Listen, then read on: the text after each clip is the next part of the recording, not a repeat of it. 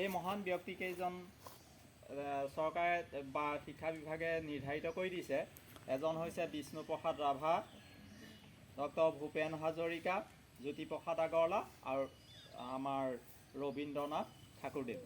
গতিকে এই মহান ব্যক্তিকেইজনৰ একাদিক্ৰমে মই তেখেতসকলৰ অলপ তোমালোকৰ আগত এই জীৱনশৈলীৰ ওপৰত বক্তব্য ৰাখিম। প্ৰথমেই মই কৈছোঁ ডক্টৰ ভূপেন হাজৰিকা। অসমীয়া জনজীৱনত কোনো ব্যক্তিয়ে পাহৰিব নোৱাৰা তেখেতৰ ব্যক্তিত্ব চিৰদিনৰ বাবে অসমৰে নহয় সমগ্ৰ বিশ্বৰ পৃষ্ঠাত ইতিহাসত তেখেতৰ নাম লিপিবদ্ধ কৰি থৈ গ'ল। আৰু সেইজনে হৈছে সংগীতজ্ঞ সুধাকণ্ঠ ডক্টৰ ভূপেন হাজৰিকা। গতিকে তেখেতৰ জন্ম হৈছিল 1926 চনত আৰু মৃত্যু হৈছিল 1911 চনত।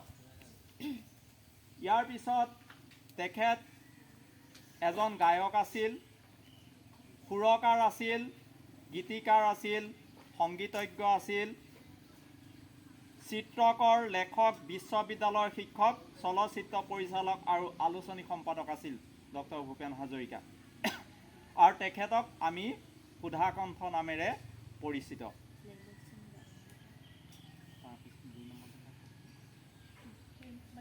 তাৰপিছত আমি আহিলোঁ বিষ্ণুপ্ৰসাদ ৰাভাদেৱলৈ। তেখেতৰ জন্ম হৈছিল 1909 চনৰ 31 জানুৱাৰীত আৰু মৃত্যু হৈছিল 1969 চনৰ 20 জুন তাৰিখে। তেখেতো আছিল অসমীয়া সাহিত্যৰ উজ্জ্বল নক্ষত্ৰস্বৰূপ।